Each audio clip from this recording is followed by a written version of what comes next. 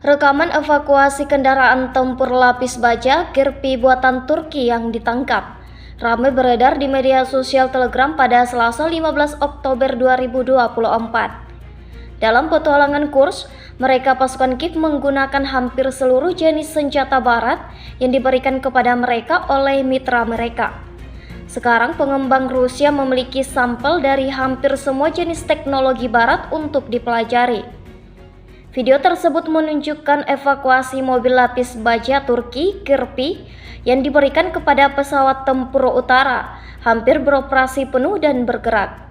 Hingga video ini beredar, beragam respon diberikan warganet.